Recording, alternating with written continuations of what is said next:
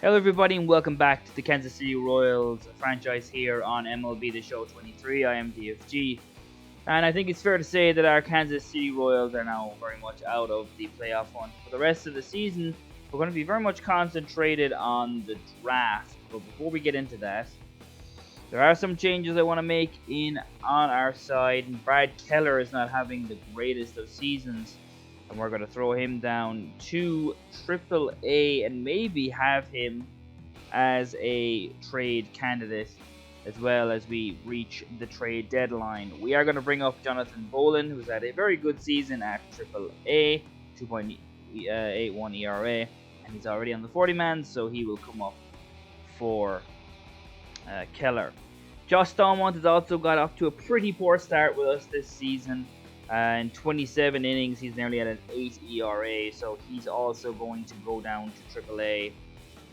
And I'm going to bring up Ryan Yarborough, an older pitcher, has some major league experience, and he's had a good time down in AAA, 1.56 ERA, so he will be the guy we bring up for Josh Stallmont as he goes down to AAA.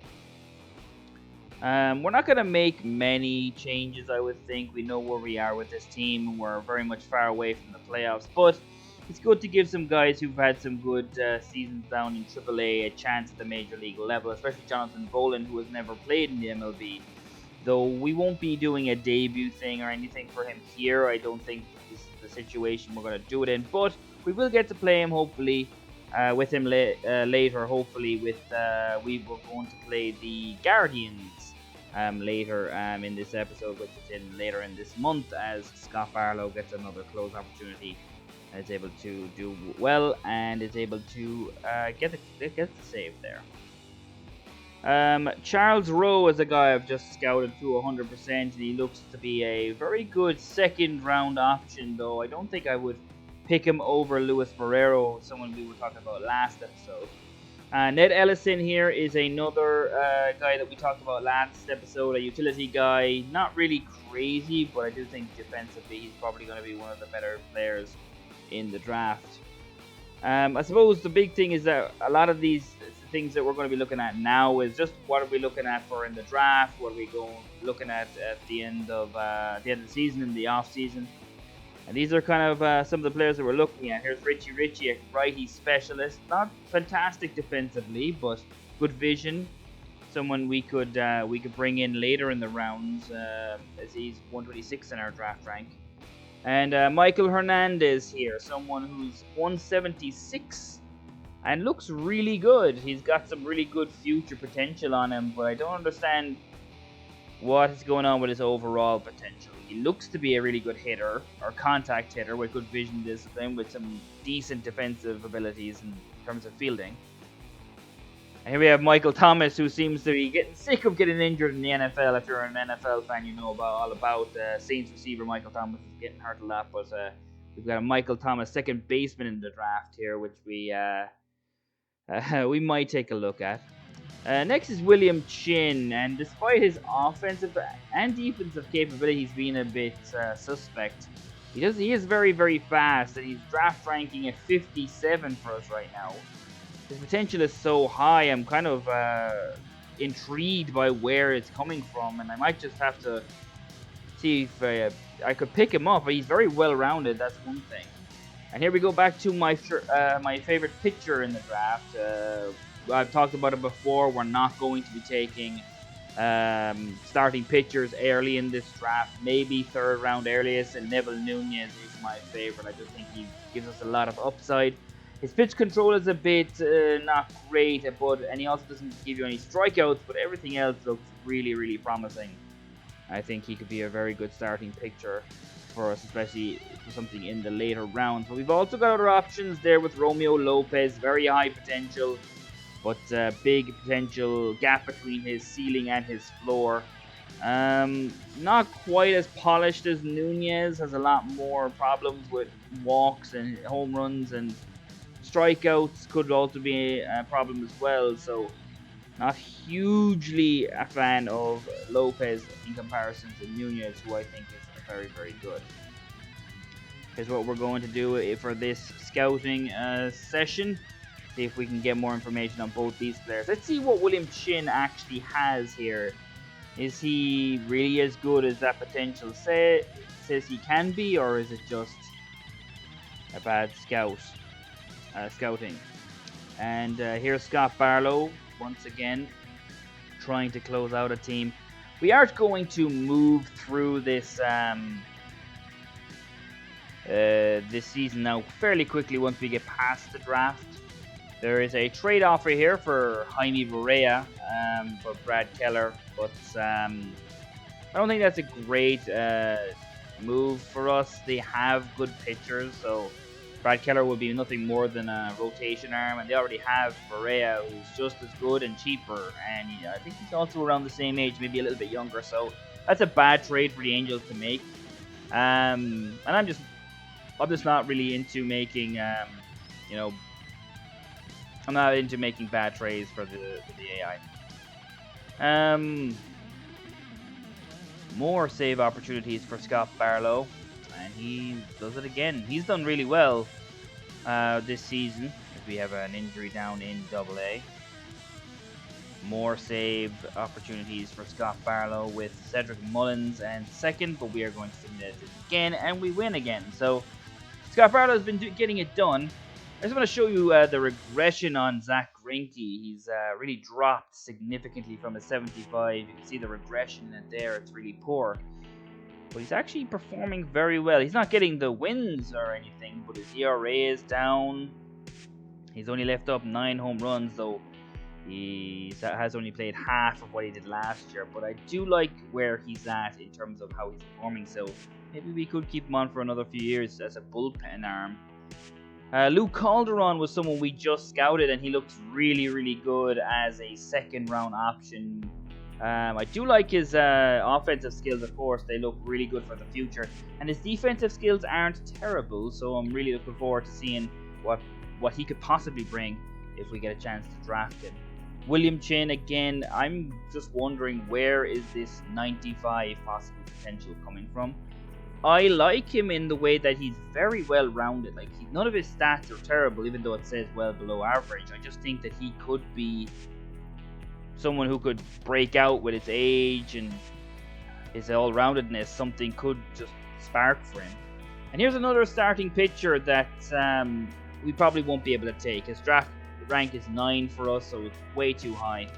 But he's got some positives and he's got some negatives to his game. His strikeouts and hits per 9 aren't fantastic. Nunez is still my favorite as we finish off Calderon and Molina's scouting profile for this week.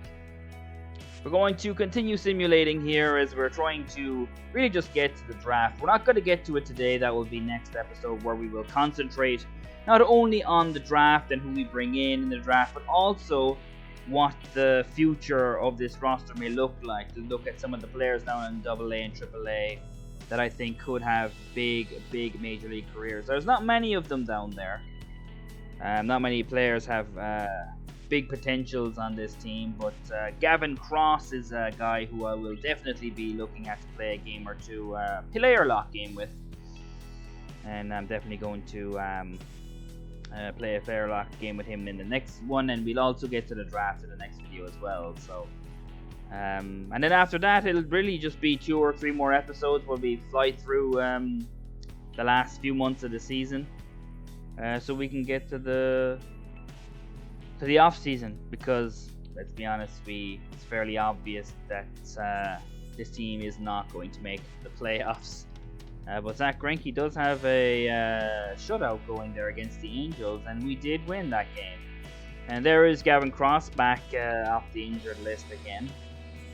Here's Avery Rivas, and Steven Stoddard is a guy I'm looking at too. He's got a bit of power there at first base. Maybe someone we could take in the 2nd or 3rd round, depending on when he would be available, if he is available when we want to pick him up. And finally, we will get to our game here today as we face the Cleveland Guardians, as they are the leaders in our division, and we get to face them here today. They're 44-33, we are 30-48. Let's get into this game. Let's see how we do against the Cleveland Guardians. And here we go. The Guardians versus the Royals here in Kansas City, Kauffman Stadium.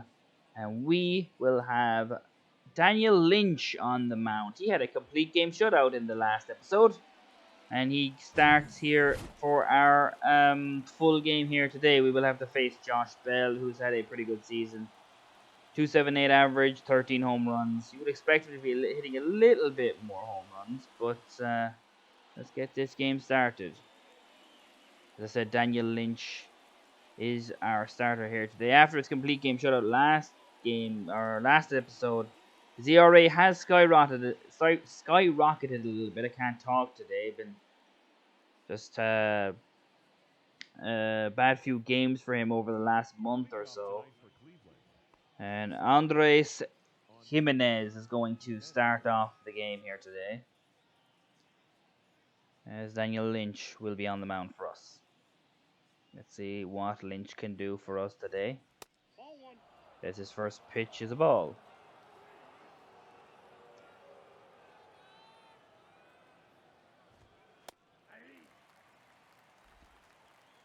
I've been looking at a lot of trailers for some of the new games coming out soon.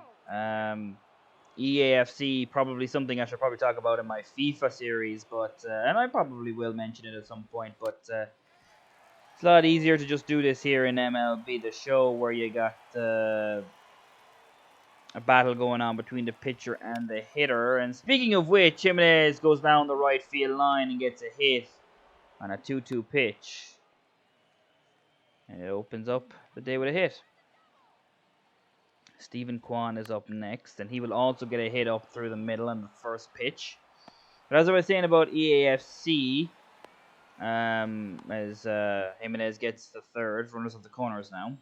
But EAFC, I think it actually looks pretty good. A lot of stuff looks promising in it. I think they're really focusing on what manager mode could be this game, so that's kind of fun. I'm not quite sure if I'm going to buy it, as Ramirez goes to left center field and Olivares goes to chase it down. One scores, and that will probably be a 2-run double for Ramirez, and Cleveland go 2 up here in the first inning. Got to concentrate on the game now, as Lynch is 10 pitches in, no outs. And having a tough first inning. There's another foul ball. We saw him last game get the complete game shutout, and now he's seems to be struggling here in this first inning. And he gets a strikeout with the knuckle curve. So 1 down. 2 more to go, and it's Ahmed Rosario who will be the 5th hitter here today, hitting .250. And he's going to increase that average as that goes into left field, and Prado can't cut it off. And that's the 3rd run of the day. And Rosario's coming into 3rd, and he will get there on an RBI triple. Josh Bell is up next. You got to be afraid of the power on this one. Sometimes I'd be pitching to certain players and I completely forget who I'm pitching to.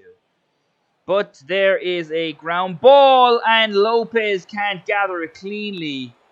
And Bell reaches, and Rosario scores, and Cleveland get 4 in the first. Gonzalez takes the first ball as 1-0, 1 out, and he's going to get one into right field. Daniel Lynch is not having a good day as Gonzalez gets into 2nd, and Bell advances to 3rd. Lynch 22 pitches here. And not having a good start. The confidence is going, and if he continues to give up hits the way he has today, Lynch will probably have to be taken out, or at least want to get him through this first inning if we can. And if he can, maybe he's able to stay on for a few innings to make that ERA better. But Freeman is going to smash this in left center field. And it's off the wall, and Prado gathers it. 2 more runs score, and Freeman's going to be thrown out at third as he tried to stretch it out. And Lynch now has 2 out with no one on base. This might just be the last batter he faces if he doesn't get him out. If he does, I'd be willing to give him another inning to see how he goes. But if he doesn't, I feel it really difficult, even when a pitcher is having a bad first inning, to take them out, because it's just hard to do so as Mild Straw gets another hit. But I think I may have to take out Lynch. I'm so hesitant to take starting pitchers out, even when they have a bad first inning. But I think this could be the final straw for Daniel Lynch, as Jimenez scores another run, and that will be the end of his day. He didn't even get the first 3 outs of the game, Daniel Lynch, and that's going to skyrocket his ERA. Not that it was doing particularly well anyway, but Jonathan Bolin will come in. He's having a pretty good start to his MLB career. See if Bolin can settle this pitching performance down with Jimenez on second. 2 very good pitches to start off. Now, can he finish it off with a 3-pitch inning? No. Quan fouls one off. Still the 0-2, and it's a pop-up for Lopez. And that's going to end the inning. Cal Quantrill will be the pitcher for the Guardians here. 3.91 ERA, 15 starts. Whip of 1.47. Not striking out many players either. So maybe if I'm a little bit patient, we might be able to do some damage here. Vinny Pasquantino is our leadoff batter, and he has been absolutely excellent this year. 332 batting average. Now all I want is if he could get that on base up a little bit, he could be an over 400 on base player, but I think it's just under that at the moment, 390 or so. But he's having a really, really good season, as he's got a 1-1 count here. That's one thing about Steven Starkbar that'd be nice to get, as he's a power hitter for Pasquantino's contact, as he gets one down the left field line and stretches it into a double. Pasquantino gets our first hit of the day. Bobby Witt Jr. here. There's actually I think he's a third baseman called Bob Witt in the draft this year. So that maybe a cousin of Bobby Witt Jr., but he is available. Bobby Witt, he's not been as good as I was hoping he was going to be, though he has had pretty good progression throughout the season. Now the count is full. And fouled off by Witt. Another payoff pitch. And Witt hits one to right field. And there's runners at the corners. Not a bad start from us in terms of hitting after our poor pitching performance, as Perez comes on into the batter's box. 11 home runs this year. Probably not doing what we would like him to do in terms of power hitting, Perez, but not terrible. I do like Salvador Perez. I think he's a good player, but you don't really have much of a choice in keeping him. I think he signed a 4-year deal. And he gets a hold of that one. But will it reach? No, it will not get out. But that is more than enough to bring Pasquantino home. And we get our first run on the board. Franmil Reyes, 254. Has had a very good stretch over the last 3 games, hitting over 400. Let's see if we can continue his little hot streak, and it looks like not. Says there's going to be not a double play. They took Bell off the bag, and Reyes reaches on an error. I don't know if they're going to count that as an error because they got Witt at second. And Olivares is going to fly out to right, and that's going to end the first. Back to Bolin here, pitching, and he's behind 2-0 now. 6 pitches. Little bit off the plate, as that's 3-0. Could be a walk here. And that was considered ball 4, so he does walk him. Slider a little bit elevated, but gets a call and no swing. There's a runner, but it's fouled off. And there's a strikeout. 1 down. Ahmed Rosario, nice change up. Wanted it to be a little bit lower. That one's on the outside. And he pops it up for Perez. And that's 2 down. Bell smashes one into right field, but that is all they will get, as the runner advances to second, but is held there. And Gonzalez grounds the first, and that will bring us to the bottom of the second. Lopez is going to soft tap it back to the pitcher, and that's 1 down. Hunter Dozier with the exact same average.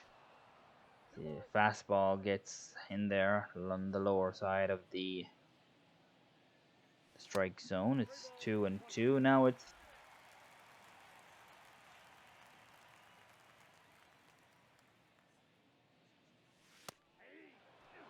and that's a strike. A very good pitch on the outside corner, top shelf. And Dozier hits one, and the play is made at second. Dozier's out. Drew Waters, 2-1 with 2 down. That's going to be caught in foul territory, and that'll end the second.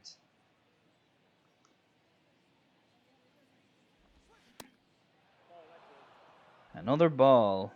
Bolin hasn't been incredibly fantastic as he walks Tyler Freeman on 4 pitches.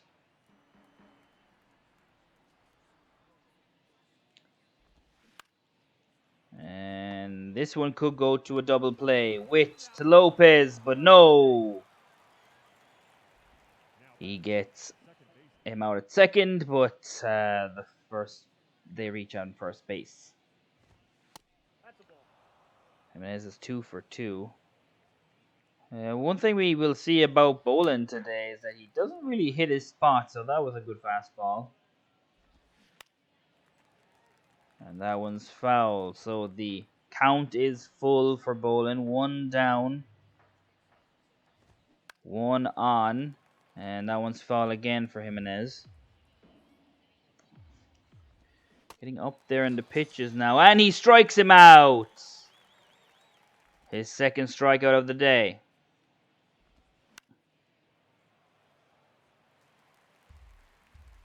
That one's foul, 1-2.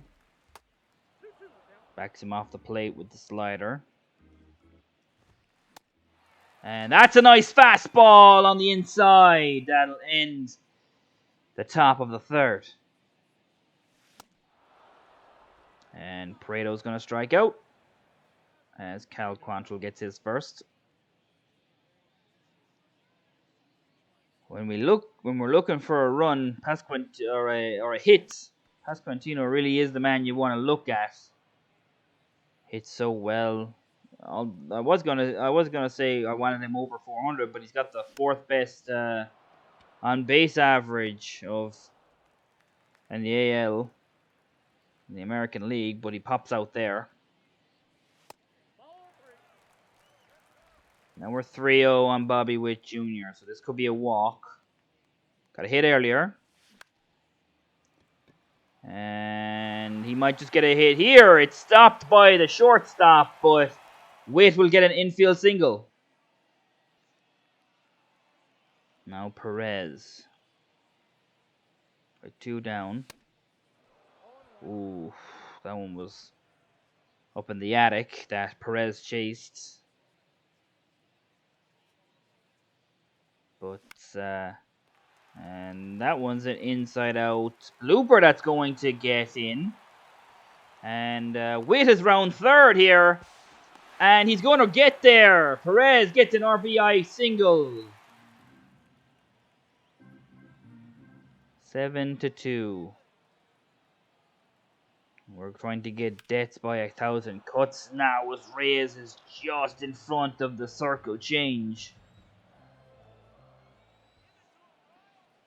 Could have smashed that. He is actually second on the Royals for batting average. I actually didn't know that. That's actually quite impressive for Reyes, though he is only batting .253, so I think that just proves how good Pasquantino is, because he's what? 80 points ahead in terms of batting average, so it just shows you how poorly the rest of the team, I suppose, is batting. But Reyes is doing well here. A good battle. But it's going to end in a strikeout, and that'll end the third.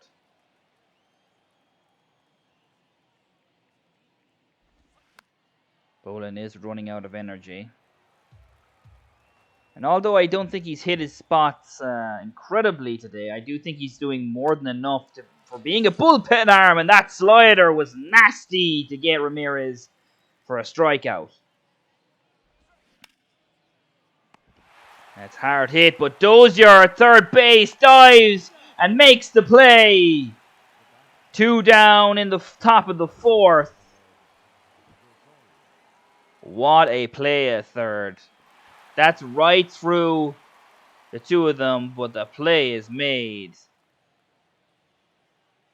That is championship level defense. It's only a shame that we're nowhere near that level yet, but that was a really good play as Bolin gets to 2-2. And it's foul. I'll give Bolin his due. He came in a very tough situation. And through 2 2/3 so far, he's let up no more runs. But the count is full here. And Rosario hits it, but Waters can't make the play. And it goes past Olivares as well. And Rosario is going to get to third. Yes, he is. That's a triple. Now it's 0-2 on Josh Bell. That one's low. Kind of front of Bell here. You really don't want to give him something to hit. And it's 2-2. The slider on the outside. He did move, but he didn't go. And that one's low, but nothing to do there. But full count. And they call it a ball, and Josh Bell reaches. And there's a hit by Oscar Gonzalez as Bolin leaves up his first run of the day.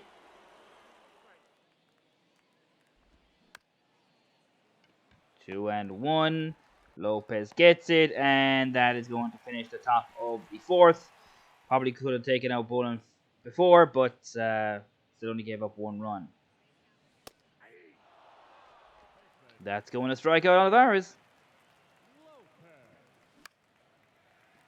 And Lopez is going to get a hit here on the first pitch.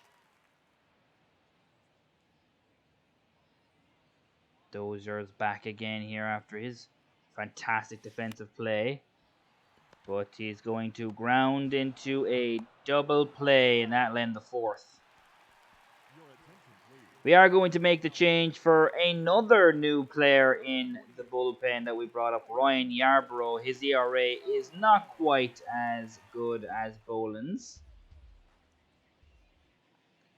But let's see what Yarbrough can do as he gives a fly ball and Olivares makes the catch. Yarbrough is, of course, a lefty. And Jimenez has hit the ball hard today, but that one goes straight to Dozier at third. That's the second out for Yarbrough.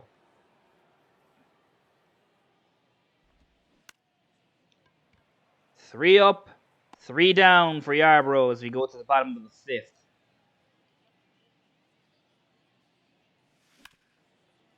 Waters, that hit comes off the third baseman, but Waters is going to get an infield single out of it because it wasn't fielded cleanly. And Prato's going to hit a fly ball out to left field. And that's him out. Not the greatest throw in, though. Pasquantino 1 for 2. And he's going to sky that one as well. A little bit like his last one, but didn't go as high and didn't go as far. He's out for the second out of the inning. Witt is 2 for 2.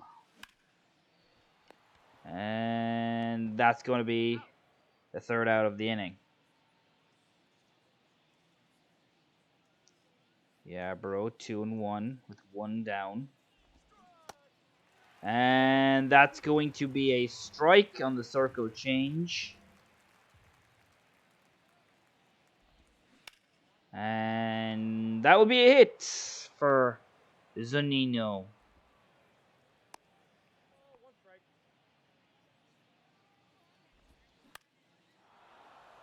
Rosario is next, and he's also going to get a hit in, as we now get 2 on with 1 down.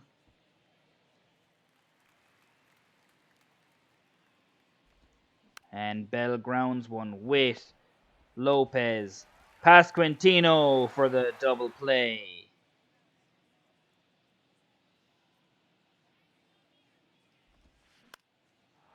Now Yarbrough in the 7th as Oscar Gonzalez gets a hit down the right field line.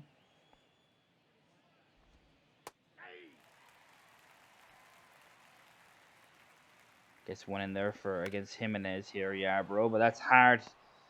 Hit to Prato, and Prato throws, and it's in time, and that'll end the 7th. Now to the bottom of the 7th with a hard hit single for Nicky Lopez. Dozier 0-2, this is the count. And that's a nice hit to left center field. Dozier's coming in to second. Lopez rounds third. And that will be an RBI double for Hunter Dozier. Waters hits it hard into the left center field gap. And that will score another run. And it's another RBI double for the Royals. And that's going to be the end of Cal Quantrill's day, as he is going to come out. We were kind of killing them with cuts there, a million cuts, just willing our way back into the game. But now Eli Morgan comes in. He's got a 1.43 ERA, a very good record, but 7 holds, 44 innings. And no one's hitting him well from either right-handed or left-handed batters. So this is going to be a tough ask for this Kansas City lineup. And Prato is going to strike out. Pasquantino makes good contact, but it's straight to the third baseman. But he throws it out of play. And that gives another run to Kansas City. And Perez is going to strike out the end of 7th. Had a good run in the 7th, but now we're in the top of the 9th, and Aroldis Chapman here is trying to make sure that there are no more runs scored, but Josh Bell may have just turned on one, and it hits the foul pole, as that will be his 14th home run of the season. And Aroldis Chapman, who's had a very, very, very good season, gives up a home run here in the 9th, making it all the more difficult for us to come back in this game.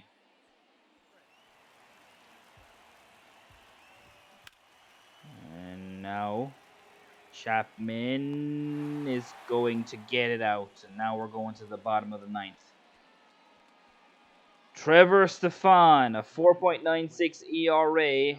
Maybe we can do something here, but it's our 7, 8, and 9 hitters. But Hunter Dozier's had a good game today, as that's the first strike. Oof. That was one to hit, but late on the swing for Dozier. And that's struck out looking for Dozier. Waters continues to have good days when I'm controlling him, but that was a bad swing for a miss up high, chasing it. I like swinging with Waters. I don't know why. He seems to get some good contact when I do swing at him, but again, that's another late swing. It's 0 for 2 now. Trevor Stephen might have a very good inning indeed. And that's another one struck out looking. Pareto 0-1. Stefan is he's looked really good, and he could have a 9-pitch inning here. Not quite as Pareto is able to get a ball, but there's a strike. So maybe a 10-pitch inning for Stefan here. Pareto's 0 for 3. And there it is. Struck out the side in the 9th. And they probably deserved it. The Guardians got off to a very good start. Daniel Lynch really could not hold down this lineup. Bolin and Yarbrough came in to have a very, very good few innings between the two of them as well. They kept the runs down, but it's not enough. We lose against the Guardians 9-5. And that will be coming up now to the draft is just in 11 days. 30 and 48 as we look at some of the statistics here. Bobby Witt Jr. has 10 stolen bases, 235 average. But Vinny Pasquantino is the one we are happy about. 331 with 23 RBIs. He's not going to be a home run guy. I'm not expecting him to be. But he's had a very, very, very good season. Franmil Reyes and Bobby Witt Jr. are leading in doubles, but Dozier and Nicky Lopez also have a good few as well. And Olivares and Witt lead us in triples. I'm not quite sure where this team is at, to be honest. Like, it's hard to look at different players and see who's good and who's not bad. Hunter Dozier, who's someone who I would probably be looking at getting rid of, is actually doing really well. 1.7 WAR. He hit a really good defensive play. Got some hits in there as well, hitting about 250, which is around the average. And Nate Eaton is doing very poorly, only hitting 184. He's our worst WAR player. In terms of pitchers, Jordan Lyles is having a really good season. Someone I also would have looked at to maybe have gotten rid of. But he's having a good season. Aroldis Chapman, despite leaving up the home run, is still one of our best pitchers out of the bullpen. Jonathan Bolin is also doing very, very well. Our best starting pitcher in terms of ERA is indeed Jordan Lyles. But Brady Singer is also having a nice season for himself as well, though probably not as good as I probably would have wanted him to. But he's doing okay. But Zach Greinke, remember early in the video when he said he was doing pretty well? Well, not so much anymore. That ERA has skyrocketed to above 4 now, we'll have to look at his advanced ratings or statistics in the next video. Or when we come to the end of the season, which is what I'm going to be doing. But every single player, I'm going to take down all their batting averages and all the things that I want to take down for every player in the organization. So don't worry, that won't all be on video, but we will go through a lot of the players at the end of the season for statistics. Jordan Lyles has got really good starts, only 16 home runs allowed, though that's the highest on the team, or fairly high. Brady Singer leads the WAR, and Ryan Yarbrough is the worst in terms of WAR for our pitchers. The FIP are Aldis Chapman, Dylan Coleman, who's also having a really good season, Scott Barlow, who's been excellent. So we have some players to build on. You can see Brady Singer is at 3.64 FIP, so his advanced numbers are better than his ERA, so that's something to take a look at. But that's all we have time for here today. If you enjoyed, please like and subscribe. It really helps out the channel and the series. And we will see you guys in the next one when we get into our future prospects in the organization in AA and AAA and the draft. We'll see you then. Peace out, guys.